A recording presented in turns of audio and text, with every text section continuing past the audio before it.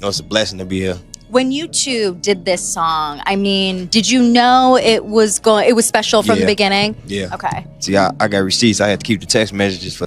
When Chicago rapper Lil Durk, who was already facing severe murder charges on greater offenses, learned he wouldn't be seeing bail, he broke down in tears in the courtroom. Durk was shocked by the shocking revelation, but the ramifications are more severe than he could have imagined. With accusations of revenge plots, high-profile feuds, and an attempted escape plan, Durk may not be able to leave until the trial, leaving his career, family, and future in jeopardy. The judge's ruling demonstrates how serious this case has become. Lil Durk was refused bail. When federal agents arrested Chicago rapper Lil Durk, real name Durk Devontae Banks, in Florida on October 24th, they claimed that he had planned to kill fellow rapper Quando Rondo in retaliation for the 2020 murder of his close friend. According to the prosecution, Durk even went so far as to place a bounty on Rondo's head, with flights and expenses for the hit paid for with credit cards connected to Durk's rap.crew. Just the family, the case has rocked the hip-hop world. And now that the court has denied him bail, it's obvious that the stakes are high. One of the main reasons the judge denied Lil Durk bail was because of his alleged attempt to flee the country prior to his arrest. According to the affidavit, Durk was attempting to evade the FBI by making a number of strategic flight bookings, which the FBI claims shows a clear intent to flee. Durk booked one-way tickets to Switzerland and Dubai. And when that failed, he apparently attempted to arrange a private plane to Italy, but it was unsuccessful because agents surrounded him at Miami's Apaka Executive Airport an hour before takeoff. Federal investigators saw these efforts as a clear indication that Durk would continue to evade the law. According to an FBI source, Durk apparently believed he could evade US jurisdiction by crossing borders, and the court considered this while reaching its decision. If freed, this would make him too much of a flight risk. Knew the only way to stop Durk from escaping again was to keep him behind arrest. Durk's arrest for murder on more serious accusations is not isolated, rather, it is a part of a bigger story that connects him to continuing gang conflicts in Chicago. According to authorities, this murder, the narrative of For Hire, was fabricated as a part of a fierce conflict between the city's gangs, which has tragically resulted in the deaths of several rappers. This case relates to a previous lawsuit brought against Durk for the murder of another Chicago resident in 2020. It's a sobering reminder that Durk's career has long walked a tightrope between the streets and the music business, and his decisions might now cost him dearly. The industry claims they fund Durk's activities by purposefully signing singers with gang affiliations and leveraging violent feuds to drive sales. The legal lawsuit also depicts FBG in a terrible light. Durk died every week after being shot outside a Dulce Damana shop in the posh Gold Coast neighborhood of Chicago, where he had 16 bullet wounds. According to his relatives, in addition to Durk and OTF, the lawsuit accuses the city's emergency response teams of negligence, which further complicates the case for FBG Duck, a rapper. The complaint claims that Lil Durk and his group increased the violent rivalry between the Black Disciples and Gangster Disciples on Chicago's South Side by reportedly posting a $100,000 reward on FBG Duck. Durk's reputation is dragged into even deeper waters by the latest lawsuit brought by FBG Duck's family, which accuses him, big music firms, and OTF of financially sustaining street feuds and making money off of diss records that incited violence. The case targets major figures in the music industry in addition to Durk and OTF. The allegations highlight a pattern in Durk's behavior that supports the notion that his release would endanger public safety, even in the face of serious charges and his denial of bail. First responders failed to provide life-saving aid, leaving him to bleed out on the street every week. Durk is not alone in this. His family and girlfriend have provided him with a lot of support. Father was at the court hearing, and India Royale was at his side. Fans responded to India's sighting outside the courtroom, where she has been with Durk since 2017. One fan tweeted, "A real one needs that kind of woman," while another added, "Let's see if she'll stick with him during this hard time." Zayden Banks, Durk's son, even took to social media to defend his father's morals, saying that he has always devoted his life to encouraging others.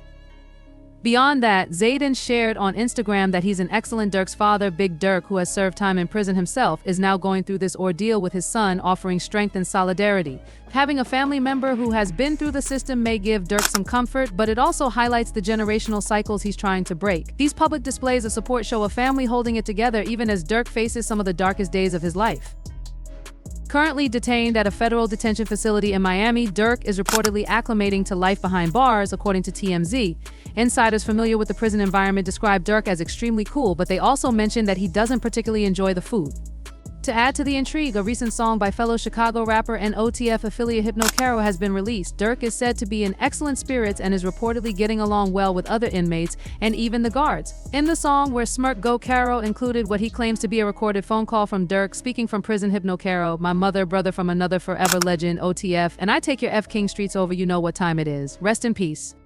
The voice claims to be that of Durk, and it caused immediate reactions. Some fans questioned whether the track was real, speculating that it might have been created by artificial intelligence, while others chastised Caro for possibly clout chasing by using Durk's incarceration as a means to.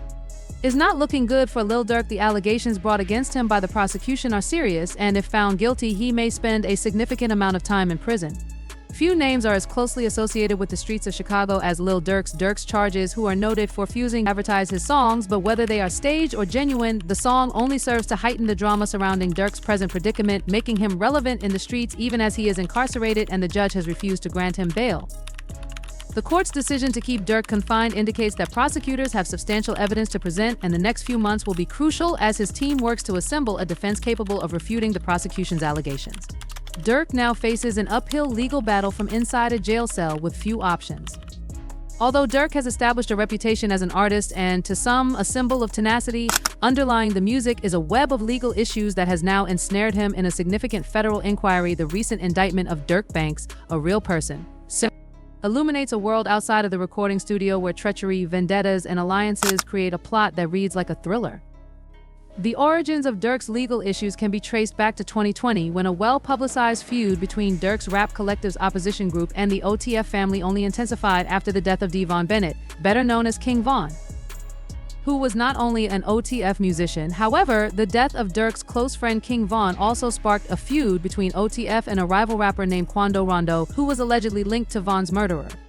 According to Durk's indictment, this feud escalated to the point where he tried to destroy his rival Quando Rondo for any reason. In order to see the conflict end with his rival's death, Durk reportedly placed a reward on Quando's life, according to witnesses and undercover sources, would start a series of events that resulted in a horrific scene at a gas station in Los Angeles and ultimately a federal investigation. On August 19, 2022, a tragedy occurred when a hail of bullets erupted at a gas station near the Beverly Center in Los Angeles. According to police reports, witness accounts, and surveillance footage, 3 masked gunmen opened fire on a black Cadillac Escalade carrying Q Rondo and his family members. Q Rondo managed to flee, but his cousin, identified and fatally injured, and 18-round casings were found at the site of the barrage of gunfire, which is evidence of the attack's extreme intensity. When it became evident that this was not an isolated incident of gang violence, Durk's name became a key player in the inquiry. Law enforcement found links indicating careful preparation purportedly carried out by Durk and his OTF circle members. The financial documents uncovered by the detectives reveal a well-planned scheme in which money was purportedly utilized by Durk's organization. In order to reduce any paper trail that could directly link Durk to the operation, there were no flights under any names involved with CG. Additionally, surveillance footage showed the movements of 2 white vehicles, a BMW and an Infiniti, that followed Quando Rondo's Escalade around Los Angeles. These vehicles were later identified as belonging to Durk's co-conspirators, who had flown in from Chicago to carry out the Hit the Brazen attack at the petrol station, but they were not overlooked. Local and federal law enforcement stepped up there on October 24, 2024. Monitoring of Durk and his colleagues resulted in a wide-ranging set of arrests at that time. 5 people who were recognized as OTF members and known Chicago gang connections were in jail, including Cav Grant, Dontrell Wilson, Keith Jones. As the FBI moved in, they discovered Durk's own efforts to escape, according to U.S. Customs and Border Protection (CB), to finance the hit. Several important OTF members, including those named as co-conspirators 2 and 3, traveled to California on August 18, 2022, just 1 day prior to the shooting, according to the affidavit, bank, and flight records. These flights were paid for using an American Express card connected to Durk, and OTF investigators also discovered text messages between Durk and his co-conspirators. In one message, Durk allegedly cautioned co-conspirator 3, telling him not to book, with whom he had booked 3 different overseas flights. David Lindsay and Asa Houston were both charged with conspiracy to commit murder for pay. Dubai, Switzerland, and Italy were strategically chosen destinations within hours of his associates' arrests because they would make it more difficult for us authorities to pursue extradition. However, the FBI caught him before he could board any of the flights, sealing his fate and solidifying the case that would soon be revealed. The investigation exposed OTF, the collective Durk has led, as a rap group and a representation of Chicago street culture, but the indictment charges OTF with being more than just a music group. Collective from the perspective of police enforcement, according to federal documents, OTF is characterized as an ass association. that actually functions as a criminal syndicate that engages in activities ranging from assault to murder. Members are expected to follow Durk's instructions with violence, allegedly as a way to maintain their ranks and reputation within the group. Court documents also show that co-conspirator 3, an OTF member, was allegedly instrumental in organizing the logistics of the murder-for-hire plot. From securing, he served as an organizer for everything from travel and housing to purchasing equipment for the hit. Using funds from OTF's American Express accounts, records reveal that co-conspirator 3 arranged flights, lodging, and rental cars allegedly on behalf of Durk and OTF, strengthening the body of evidence that prosecutors would eventually assemble against the rapper. Durk was in California in the days preceding the shooting, staying in a rental home in Encino with important OTF circle members that no one anticipated when he was just indicted for murder on more serious charges. If you pay close attention to Lil Durk's lyrics, you'll see that he has been hinting at loyalty and keeping an eye on his back for some time. Songs like Pellet Code and Risky are full of coded messages. The rumors are now true. Someone close to Durk, a trusted member, has been working with the feds to leak insider information about OTF's actions and build a case against the rapper himself. Lines that imply a threat inside his circle and stories of buddies turning weren't only stories from the streets, they were cautions. The recent accusations and charges make these songs hit differently, indicating that Durk may have seen the betrayal coming but was unaware of how close it would strike. Even as he rose in the charts and earned fame, he seemed to be plagued by the fear that someone close to him may betray him. 50 Cent a rap. In a recent interview, legend who has his fair share of industry squabbles and betrayal tales revealed that something was wrong with OTF. While working on the 2022 project, 50 sensed an energy within OTF that raised red flags. He recalled the advice he had given Lil Durk as the murder-for-hire case heated up: just watch your crew. Loyalty is everything, or so it seems, but Lil Durk's world has been turned upside down by betrayal from within his own crew of OTF, with only the family revealing cracks. Amidst the layers of evidence and mounting charges, a new revelation surfaced that would rock Durk's defense within the close-knit OTF circle. According to rumors, a trusted affiliate who had been operating in the shadows of Durk's inner circle for years was also giving information to the feds. The two had collaborated on Power Powder Respect, the theme song for Power Book 4 Force, a spin-off set in Chicago. In the interview, True 50 said that it wasn't only a warning, rather, it was a gut instinct from someone who has seen how entourages can become lethal. According to 50, when you said that to Durk, what did he do? He said, "Someone just came in my house. How do they know exactly what the address is? I don't give my address to anybody." The incident further stoked Durk's suspicions, particularly after his Brazelton, Georgia, home was broken into in 2021. While he and his then-girlfriend India Royale were inside, they managed to escape unharmed, but the knowledge that people knew for 50, his position was the tipping point. This feeling of treachery wasn't only conjecture. It was actuality, bringing back memories of his own time spent attentively observing his team and questioning their actions. His explanation hinted that Durk would need to adopt a similar defensive posture. He even quipped, "If you got pulled over and you're not in jail, why are you not in jail?" The message was clear: something was wrong in Durk's camp. "I've always had that energy myself, in the center of everything going on." Didn't add up. The rumors suggest that one man in particular, OTF Jam, a longtime member, spent more than 10 years in prison on an attempted murder charge, a crime that allegedly strengthened his loyalty to the crew.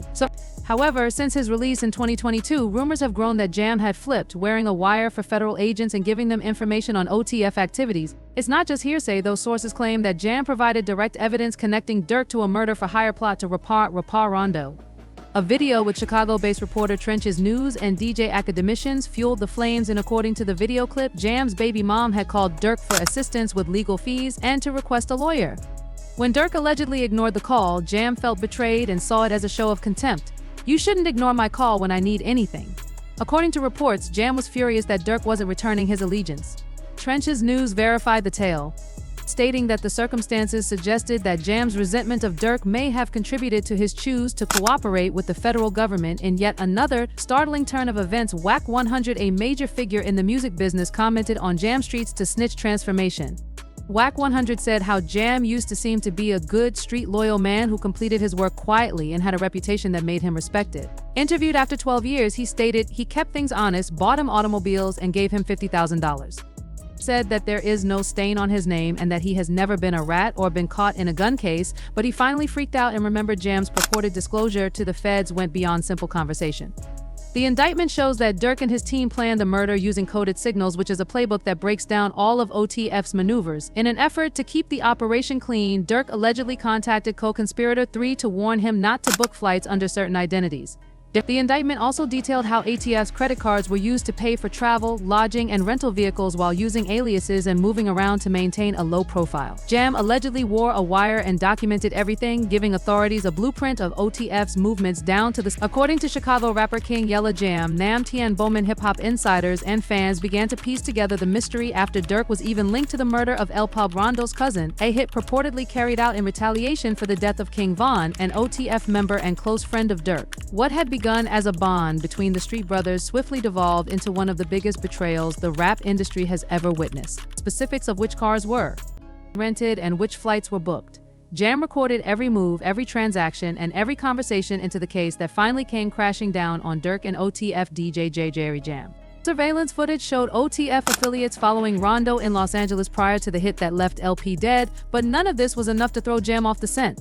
Explaining how Durk's music kept him centered during his 12E time in prison, I recall Durk creating rap songs for our parties and sharing them, presenting a picture of Durk as a leader who kept OTF together and inspired his people. That was before the fame and money, and he made it possible for me to be straight. Jam spoke on the enjoyable experiences that created, despite his kinship with Durk. All of this history was insufficient to keep Jam faithful to the rumor. Did Durk fail to show him the loyalty before he flipped?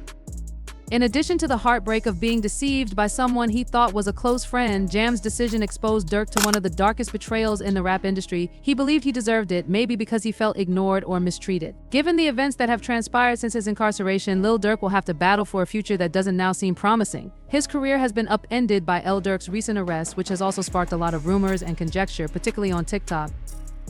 Quan said that Durk's destiny was predetermined by posting memes and comments that said things like YBB in jail, Thug in jail, Durk getting the electric chair, who are we going to listen to now? The message went viral, igniting arguments and worries among Durk's followers in the hip-hop community. Let's be clear right away, Durk isn't going to be put in an electric chair. While the rumors may make for interesting conversation starters, although fans may be concerned about Durk's future, there is no official statement or court decision indicating that he is considering the death sentence.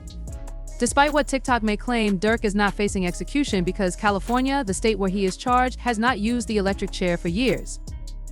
In 2006, federal courts ruled against the death penalty, and Governor Gavin Newsom imposed a complete moratorium on it in 2019. Following his arrest, the Illinois village of Broadview awarded him an honorary key to the city in recognition of his contributions through his local Heroes Foundation. However, as soon as word spread that he had been arrested, the honor was quickly revoked. Katrina Thompson, the mayor of Broadview, didn't mince words when she said that although the American legal system gives everyone the presumption of innocence, the court of public opinion has even higher moral and ethical standards, so in order to protect the village's reputation, they severed ties with Durk and his Durk Foundation. The Heroes Foundation has been a major part of his efforts to show a different side of himself, the side that is about giving back and being a positive influence, but in the court of public opinion, especially with these serious charges looming, that good image is hanging by a thread.